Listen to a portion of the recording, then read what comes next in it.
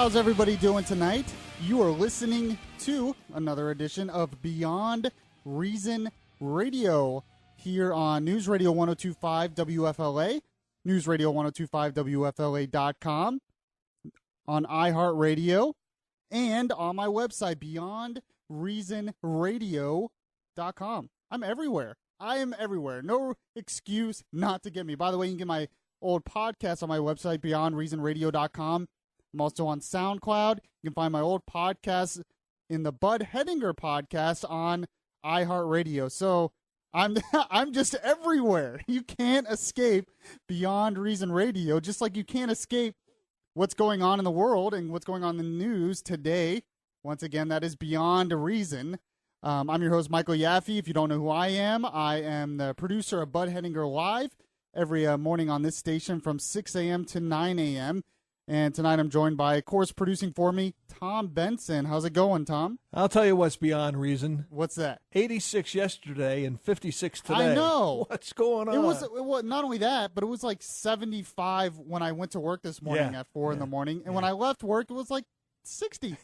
I know. I don't like it. Well, it's going to warm up tomorrow, 72, I think. Really? And then that's beautiful. Mid-70s on Sunday. So. I love it. I love it. A one-day respite. Oh, speaking of, I was going to say one day of falling back in the temperatures.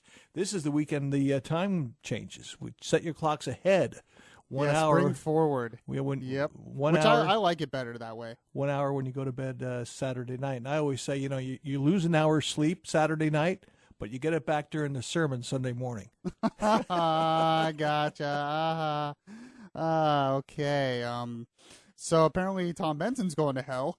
I'm just kidding, Tom. All right, yeah, so Beyond Reason Weather. I like that. Beyond Reason Weather. There's a lot out there that is beyond reason. I heard somebody in New York radio this morning describe it as the clocks go ahead 1 hour Saturday night in New York. The way they're thinking about it is it's one less hour of winter. Yeah. In the morning on Bud's show, we talked to Gina Cervetti from Bloomberg every morning, and she's broadcasting from New York. And lately, it's kind of like, "Hey, Gina," and she's like, "Hey, how are you, Gina?" They're getting, they're tired, they're worn out. I know. I don't blame them. I don't know how they do it up there. I don't know how they live in that tundra up there. So it's unbelievable. So, as most of you know, if you have Netflix, the popular thing to watch this week, and I started watching it too. I love this show. Is House of Cards. House of Cards is the Netflix original series. It's really popular. I really like it. And most of you know what it is, but if you don't know what it is, it follows a congressman who's extremely corrupt, and his wife's corrupt, and it goes into all the inside politics, which is all really corrupt. And that corruption helps him take down a president. He becomes vice president, he eventually becomes president, and a lot of it is really extreme. Like, you can't believe that this kind of corruption actually happens. You know Washington is corrupt, but you don't know. I mean, the deals that they make with lobbyists and the lying and all this stuff, but it goes even really extreme to that in the show. So I'm thinking, oh, man, this isn't what it's really like. It's bad, but it's not like this. Well, I'm looking at the news right now, breaking today, and I feel like I'm watching House of Cards. I feel like I'm watching the show. I'm starting to think that that's how it actually is, which scares the living hell out of me. But I'm starting to think that's how it actually is. Breaking in the news today, you have Senator from New Jersey, Bob Menendez. And the DOJ is announced today they're going after him for corruption charges. Apparently there was some doctor in Florida, they're saying that he helped push stuff in Congress that helped that guy's business, and then he got gifts in return. And, this is nothing new. Does anyone honestly think this doesn't go on in Congress? Does anyone honestly think that Bob Menendez is the only one who did this? I sincerely doubt it. So, but they're pushing this week, and this is a Democrat, which usually you would think the president would go after a Republican. But no, this is a Democrat. And the reason why I think this is like House of Cards, because it's very interesting why they're going after him this week. When I saw this story and I saw a picture of Bob Menendez, I was like, where do I know him from? He's either been in the news lately or something recent that he's been involved in that made me think of him, that I know him from. And then it hit me. He has been getting a lot of attention because he has been bashing the Obama administration over how they're dealing with Iran. He has been very critical of the new Iran deal. You know, the Netanyahu, I'm sure all of you listened, Netanyahu, who had a huge speech bashing the Iran deal in front of Congress this week. So Obama administration's already, in trouble with that deal right now. But it's interesting that the one Democrat who has been bashing this deal is now has corruption charges. Just listen to some of what Bob Menendez said in a committee hearing earlier, I think it was a few months ago. Well, maybe not, a few weeks ago. What he said about this deal and about Iran and the administration. Play that for me, Tom. I have to be honest with you. The more I hear from the administration and its quotes, the more it sounds like talking points that come straight out of Tehran. And it feeds to the Iranian narrative of victimization when they are the ones with original sin. An illicit nuclear weapons program going back over the course of 20 years that they are unwilling to come clean on. 407-674-1025. You have any comments on that? That is a Democrat. That is a Democrat right there saying that what the Obama administration is saying about Iran sounds like it's coming from Tehran, the capital of Iran. That's amazing. That's a Democrat coming out and saying that. You know what caught my attention on that soundbite? What? I have to be honest with you. I know, right? It's like, wait. A politician, huh? Does this mean you're not usually honest? That's the first thing. But it's amazing. And then out of pure coincidence, I'm sure it's just pure coinkydink that because of all this talk of Iran this week, Netanyahu coming, they're trying to get this deal with Iran, the Obama administration, which, as Netanyahu pointed out in his speech, is a bad deal, which we all know. But they're trying to get this deal done, and this is the week they come out with these corruption charges. Now they're going after him. This, to me, looks like pure politics. Let's get the opposition, especially if they're in your own party. We're going to get you out of the way. You know there's more congressmen and senators doing this same thing, but they're going after him because he's a Democrat who didn't tote the party line. That's what it looks like to me. This is House of Cards stuff. This is crazy. Is this what goes on? I think it's even worse than this that goes on. I say this all the time because I want everyone to buy this book. It's called Extortion by Peter Schweizer, and it talks about how congressmen extort businesses, how they raise money, how corrupt they are, how they get money from their campaigns and keep it for themselves. This stuff goes on. It's probably one of the biggest problems, if not the biggest problem with our government today. But when you go to House of Cards and you watch this show and you see this extreme stuff and you're like, wow, this is extreme. It can't be that corrupt. And then you read this in the news today, I'm like, wow, maybe it's not a drama. Maybe it's not a fiction. Maybe this is actually what's happening. It's amazing. Unbelievable. And it's a DOJ under Eric Holder, under Obama, who's going after, say, do this now. This is what you do. This is what you get when you don't follow what we're doing. By the way, with the Iran deal, some points on what Netanyahu was saying about the deal that I really found interesting is he was saying, look, if you think it's smart to go with Iran, to partner up with Iran to fight ISIS, you're kidding yourself. He said, the enemy, in this case, the enemy of your enemy is still your enemy. Those were Netanyahu's words. It's a big reason why the Obama administration is trying to buddy up with Iran, because the Obama administration is not willing to fight ISIS like we should. So they want Iran to take care of it.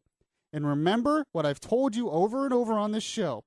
Obama is the postmodern president. He looks at all countries as equal. Why would America be superior to Iran? Why can't we be friends with Iran like we're friends with other nations? He doesn't get how the world works, and he doesn't get evil.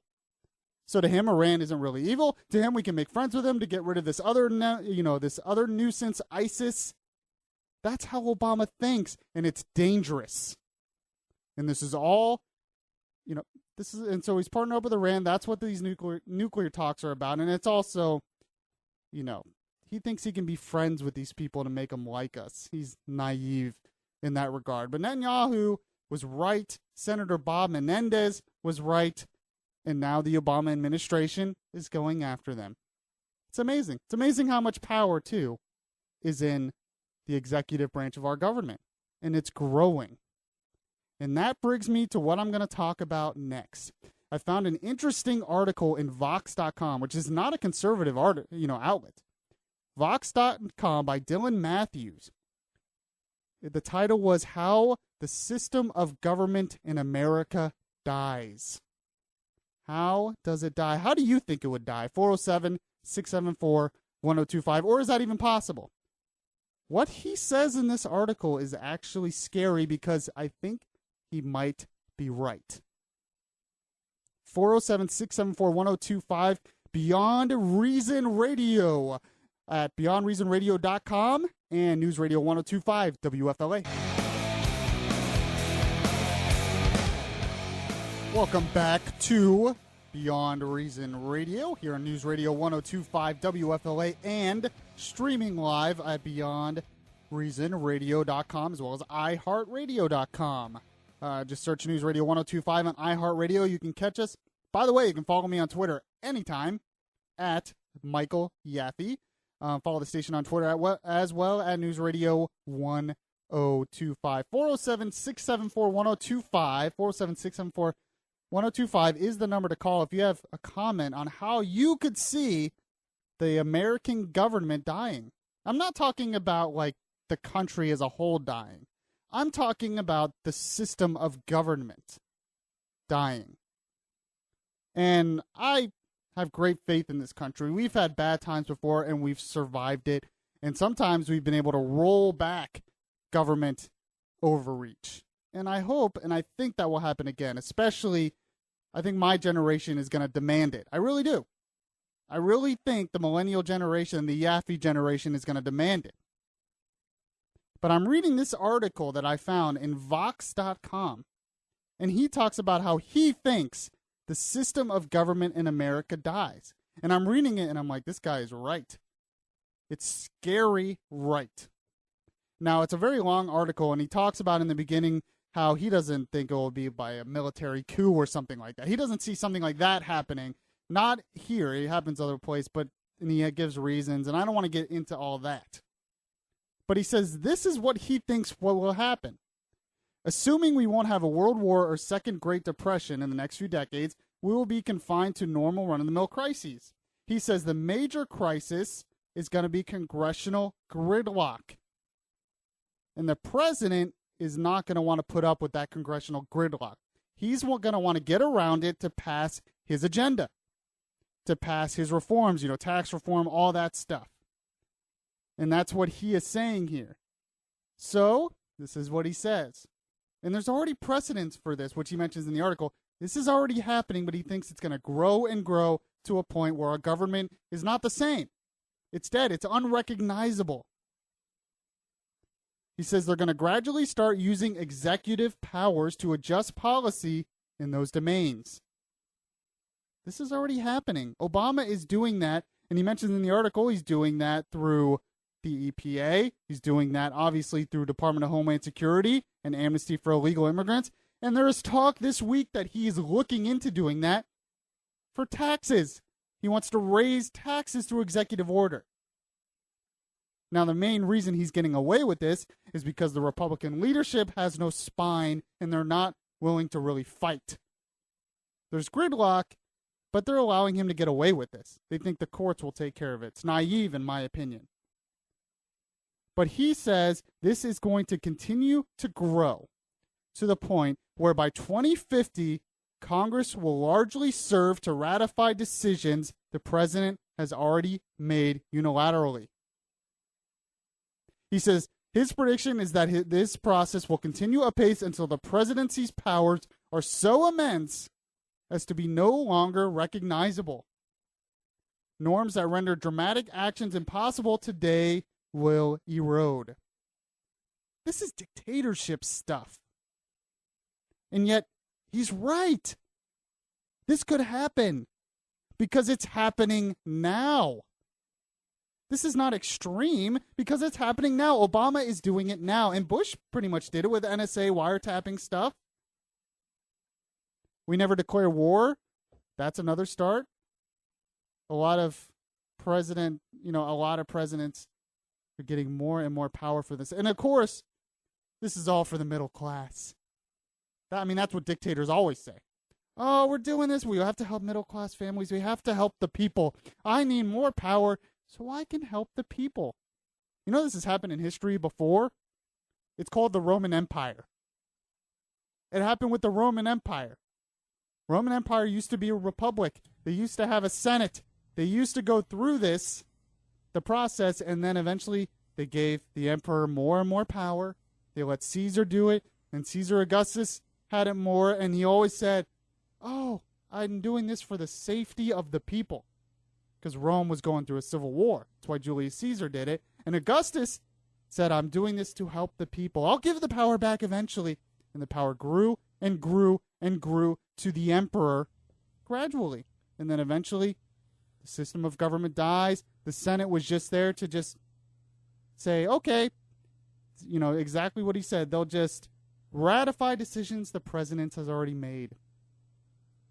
It's scary because our freedom is directly tied to our representation in Congress. They are our representatives, and they're trying to get rid of our representatives. Our direct representatives to the people, our congressmen, trying to get rid of their power. The co-equal branches of government that put a check on the executive power is slowly eroding. What do you think about this, Tom? We have breaking news. We have breaking news here. The Drudge Report is reporting that Vice President Joe Biden reportedly has entered the Betty Ford Clinic in California. Oh, wow. According to a source close to the chemical dependency recovery facility, the vice president was escorted into the center late Thursday evening by several members of the Secret Service and the vice president's wife, Dr. Jill Biden. That's breaking news just out. Okay, but we have no idea what's wrong with him or anything like that, how serious it is. No, have no word on whether it's a substance abuse or an alcohol problem. Oh, that's, yeah. But, and I don't mean to make this a light of the situation. It kind of explains what happened with a photograph that was taken last week. Yeah, he's been kind of he's doing weird, some creepy things. Yeah, interesting. So we'll follow that. I'm sure we'll get more on that from Fox at the top of the hour. Okay, wow, it's interesting. What do you think? Like, if he resigned as vice president, who would Obama put there? That's that just came to my mind now. I know it's a political question. Yeah. It's kind of making light of the situation a little bit, but yeah, I have no idea. I have no idea. We talked earlier today on Bud's show about what if Hillary Clinton bows out? Who else is there? I think she will bow out. Yeah, who else is there other than maybe Elizabeth Warren? Well, they say the governor of Maryland is interested in it right now. Yeah, that name was thrown. O'Malley, I think his name is. Yeah, that name was thrown around. There was a political article all about this. Thought it was very interesting that they mentioned Al Gore as a possible chance. Oh, please! He's got a lot of money. I think that could happen. I don't think he could win. I don't know if he could even win the primary, but I could see him getting in it. I don't know, but that's a very interesting question. Thanks for breaking news, Tom Benson. Joe Biden in the Betty Ford Clinic. So that was breaking now. It should be on Drudge, and he says it's all over the place. So, but back to what I was talking about with the presidency becoming too powerful. Is that how our system of government could die? Or is there something I'm missing? Do you see something else that could happen to change it? 407-674-1025. If you have a different opinion. I think this is scary accurate because it's already happening. We're already setting a precedent for this right now. And it's happened in history. And it would be so gradual, and there's so many uninformed people in this country, that they would just let it happen. And people like me who would fight for the republic because that's where our freedom lies, and fight for the Constitution, fight for co-equal branches, well, we'll just be said that we don't care about the people. We don't care about the middle class. We don't care about the poor. The president has to do this. Oh, that's crazy talk, dictatorship. You're just crazy. And then our freedoms are spoiled. It's already happening. It's slowly, the bureaucratic state's already taking over more and more. But now the presidency, the executive branch as well, if we don't fight it. And that's why so many conservatives like me are so upset at the Republican leadership, because they're supposed to be the stopgap. They're supposed to be really fighting, and they're going along with this. Why? Because when they get the presidency, they're going to want to do the same type stuff. That's right. All that corruption I talked about, it's happening in the Republican Party too. They don't mind some of the stuff Obama's doing, and they know that if they get the presidency, they'll be able to do the same thing. This is serious stuff. And this is not a conservative, anti-Obama person writing this article. He's just making a point about what he sees coming in the future. And he's right. And it's scary. When I get back, I found an interesting article in the Orlando Sentinel from Scott Maxwell, who actually almost sounds conservative, almost sounds like Bud in what he's saying. I never thought I would read that from him. So we have to talk about that because I think he makes some interesting points. But he gets it wrong in some bigger picture stuff. We'll get to that. You are listening to Beyond Reason Radio at beyondreasonradio.com and News Radio 102.5 WFLA.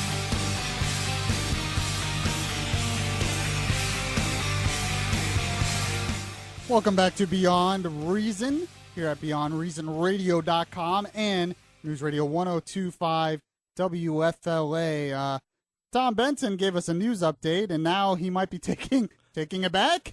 Well, I'm trying to double check on that at another source other than the Drudge Report, and looking at the URL that I was telling you about, that story about Vice President Biden supposedly checking into the Betty Ford Clinic out in California. I see where my source, it was listed as drudgereport.com.co. And I have not been able to confirm that report on any other website. I went to Drudge Report on my phone, and I did not see it. Yeah. So it's funny that we just assumed it was true because it's so believable. Yeah. Well, yeah. So. Not so much that, but you saw, Drudge is always on the cutting edge of this kind of stuff, Definitely. So let's hold off on all those right, reports. wait on the breaking news. Is there can we play the breaking news sounder backwards? Is that possible? Okay. All right. So 407-674-1025. Seriously, I want to know if anyone out there thinks I'm crazy for my take on how the system of government in America dies. Is it a gradual decline, or is it even possible, or is it all just crazy talk and I have nothing to worry about? A part of me thinks I have nothing to worry about because when you read history, you see a lot of the stuff that's happening now has happened. Congressional gridlock, division in politics. It's not new.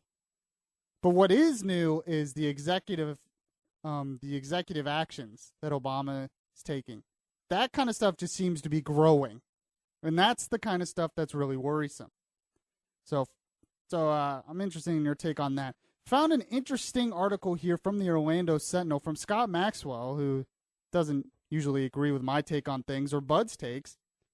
And I'm reading this, and I'm like, did Bud write this article? I could have written this article. It's amazing stuff. He said he's talking about how right now everyone is bullish on Central Florida's economy. Orlando's economy is booming. I remember a couple years ago, a friend of mine was like, the economy is coming back. See all these new stuff they're building? I'm like, dude, they're building Wawas and Family Dollars. That's our big economic boom? Please. We need real high-paying jobs. And that's exactly the point that Scott Maxwell is making here. He says people are forecasting because of the expansion of Interstate 4, Orlando International Airport, Sunrail, Wekiva Parkway, new venues as a soccer stadium and the Arts Center, that Central Florida's economy is going to boom. Orlando's economy is going to boom. And then he says, except, do you notice anything all those projects have in common? They're all government projects. Yes, that's why people like me and Bud have been railing on the radio against them.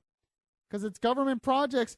And what's happening? They're not based on private companies making private investment. They're based on politicians spending your money, based on redistribution of wealth. That's why the economy did not bounce back with all of Obama's programs on the national level. It's what's happening on the local level. We're assuming that this is a big stimulus. It's not going to last. Because, for one, it's low-paying jobs. And he makes the point, Central Florida already has a lot of low-paying jobs. It's a really big problem. I think Orlando had like the lowest median income of all the major cities in the country. Because our economy is based on tourism.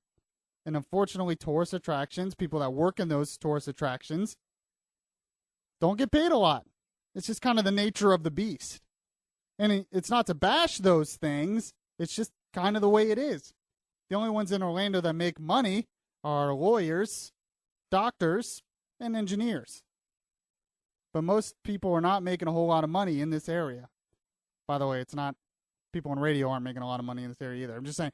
But, Tom's laughing in there.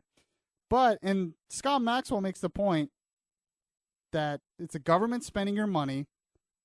These things are just temporary. And that's exactly what I've been saying. People have been saying, we need to rehab the Citrus Bowl, the convention center. We need to build a soccer stadium. We need to have Sunrail. It'll create all these new jobs. It'll expand the economy. Really? You want to expand the economy? You want private investment? You want higher paying jobs? Let's raise the income. And your idea is to build a sports stadium? That's what's going to do it? Why does anyone think that's what's going to do it? These government projects, Sunrail, a train. Are we back in the late 1800s? A train is going to expand our economy? No. This is why I've talked about before, the role of government is not to do these things because they don't know what they're doing. What would really expand the economy is for the government maybe to get out of the way and let some of these high-tech jobs do their thing. You know, even Rick Scott, he tried to get Wawa to come here. We have Wawas expanding everywhere. Look, sign of economic progress. But he couldn't get the Wawa headquarters to come here. He was even proposing naming a city in Florida Wawa, which I don't know if he can just do. But he proposed that, and they said no. Because it's just not what's good for their associates. It's not good for their employees. So we have all these government projects. We're spending all this money, and we're going to be left where we started. And if a new recession hits, it's going to get even worse. It's all going to collapse again. We're going to have empty venues. We're going to have thousands of people laid off from their jobs. We're going to have huge unemployment in this area again if a recession hits. The housing is not really coming back as much as they want.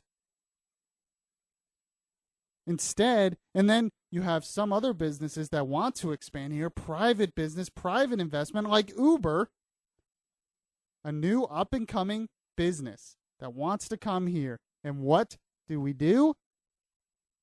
We get in their way. We block them. We say they can't come here. It would help some people make more money in this area. Uber drivers don't get paid bad. They get paid pretty well. But no, we block them. We block oil companies from coming here and drilling off our coasts. Would hurt the tourism industry. You're telling me if we weren't drilling off our coast, expanding the oil business in this state, that our economy wouldn't have more high-paying jobs? But no, can't have them come here. No, it would hurt the environment. So there you have it. So the only ones making money in Orlando are lawyers. Why? Well, all the government in the way. Lawyers do well when government grows because they're the only ways you can get around the government growth. It's to hire lawyers. It's amazing. And he talks about in this article that, some are saying, well, this isn't a bad thing. Yeah, these venues will bring these high-paying jobs. People are going to want to come here. I don't think so. I really don't think that our city's going to grow because of soccer. I hate to burst your bubble. I know soccer's doing really well. The first game's selling out, and that's fine. That's great. Selling out in the Citrus Bowl, which, by the way, if it's doing well in the Citrus Bowl, why do we need to build another soccer stadium? Just saying. If it's it, why can't they just play in the Citrus Bowl? But that's just beating a dead horse. It's over. I've already mentioned that. But it's doing well. They're doing really good marketing. But what I'm talking about is real growth of private investment in this area. And all they see here is government spending. How is that going to help them? We still can't get major Fortune 500 companies to come here and base their businesses here. Darden's the only one. We have to get more in this government spending on stuff like soccer stadiums, on trains. That's really what's going to help us? No, not so much. So I was surprised to read that from Scott Maxwell. He's not a big conservative like us, but he's right. Now, the only problem with what he's saying is I think he's implying that the government should just spend in other areas. How about the government just not spend our money? How about we just let private investment do its job and the government stay out of the way? I think that would work for Orlando. Maybe we won't scare away companies like Uber. All right, when I get back, interesting article I found that's not getting any attention that raises an interesting question that I want to get your take on. Ron Paul writes an article, and, there was a lot of fight over, funding the Department of Homeland Security. Oh, we have to panic. If we don't fund it, we'll have terrorists. And Ron Paul makes the point that not only should we not fund that part of Department of Homeland Security giving amnesty to illegal immigrants, he's saying we should just get rid of the Department of Homeland Security. It didn't even really cross my mind, but he makes some interesting points. He's saying that it's entirely a waste of money on itself. We don't even need it. Why do we have it? The whole program is a waste of money. Now, me being a conservative or Republican, I'm all for national security. But I bet there's a lot of people out there who might agree that maybe we should not fund the Department of Homeland Security at all. That it itself is a waste of money. I'm going to get to that. You are listening to Beyond Reason Radio at beyondreasonradio.com and News Radio 102.5 WFLA. Beyond Reason Radio. Thank you for joining me again. This is your host, Michael Yaffee. You're listening to me on beyondreasonradio.com and News Radio 102.5 WFLA. I am the voice of the millennial generation, the voice of the Yaffee generation, as we like to call it. And I try to sift through all the stuff in the news that is beyond reason and be your voice of reason through it all. If you have a comment on anything I've said, 407-674-1025. I've talked about how you think the system of government might end. I've talked about how the government spending in Orlando is not helping us at all. It's just creating more low-paying jobs. If you have any comments on any of that, you can call me, 407-674-1025. I'm going to take a call right now, actually, from DJ and Tavares. Welcome to Beyond Reason Radio. How's it going, my friend? Hey, I think you're fantastic. I just turned the dial on. I was listening to you. I'm 86 years old, and you are the coming generation after me. And you have to preserve the Union for what it's supposed to be. Have you ever heard of the Federalist Papers, or have you ever read it? Yes. Yes, I have. You have. Okay, I want to give you a lesson to, maybe I'll call you up next week and we can dialogue. It's about the electoral system. It's Hamilton 68 and it's Publius 68. Read that and I'll call you up next week and see how we used to elect a president of the United States who was supposed to be as pure as you could actually want. You know what, DJ? I will do that. Federalist 68. I'll look that up. I have to admit, I haven't memorized it. It's a lot, but I've read the Federalist Papers, and I've read Glenn Beck's version as well. The Federalist Papers. I forget what he called it, but it was like a translation into modern English of the Federalist Papers. So I found that very interesting. So, yeah, I'll go ahead and read it. I'm sure. I know that presidents used to be elected by the states, and it wasn't necessarily directly to the people. That started with Andrew Jackson. So, and I'm not against, the states having the people elected or whatever. Now there's a movement to get rid of states entirely in the presidential election process, which I'm against because it's the nationalization of our elections, which it's just not good. It's just more power for the central federal government, which I don't like.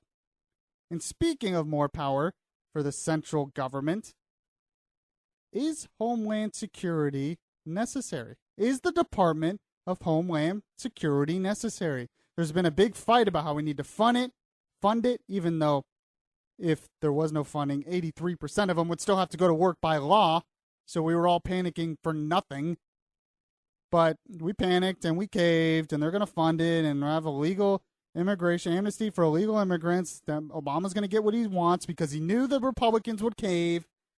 And the Republican leadership's going to be like, this is why we need the presidency. We only have 2 branches of government. Now we need 3. And then when we have that won't be enough. But whatever. I've gone over that a million times. But then I found this article from Ron Paul. It was in Town Hall. I think he's had it several places. And he's saying, what is it good for? Department of Homeland Security. What is it good for? Dun, dun, dun, dun. Okay, that's not how the song goes. But and he's saying we need to probably just get rid of the entire thing. Imagine that. So who would take care of our national security? Well, it would be, the military. It would be the FBI, things that have already existed to be able to do that. Instead, after 9/11, we thought we needed to create this whole new system. And, of course, what's the best thing they gave us is the color-coded system. Remember that? The terror alert. We're in terror alert red. Orange, the color-coded system. We thought that was the system. But he's saying, look at what the Department of Homeland Security has given us.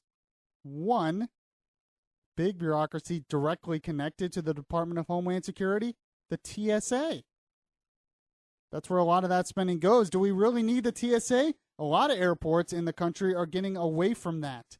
They're getting away from the TSA running the security in airports because it's much more efficient for private companies to do it.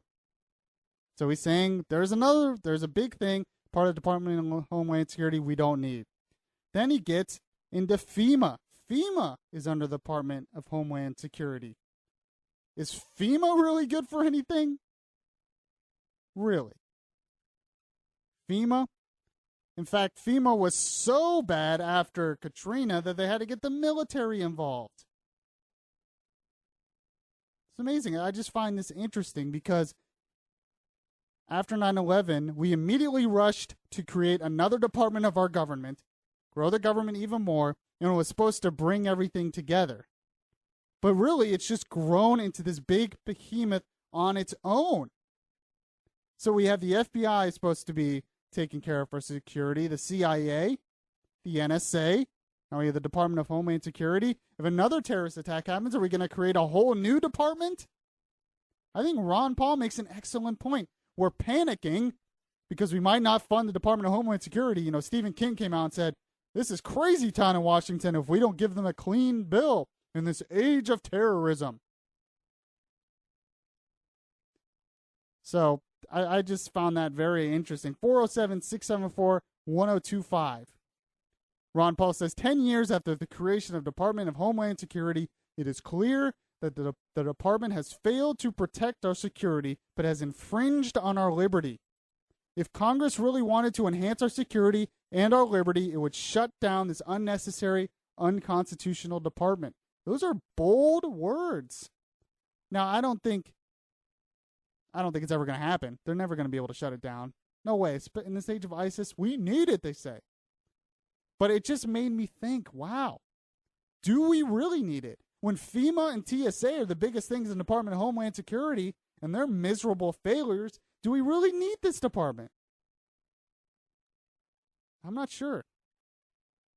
I'm really not sure.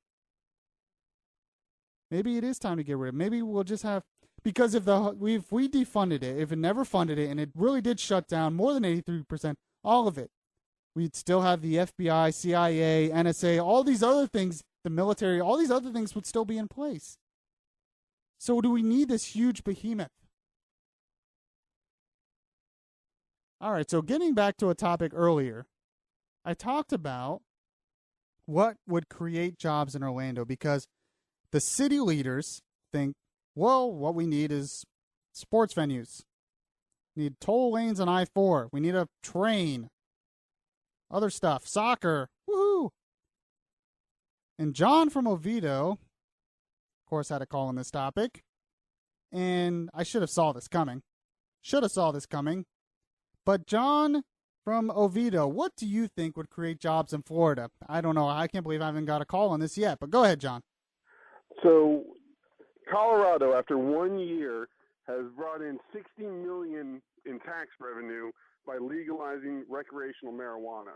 We could potentially make Orlando a Amsterdam kind of destination.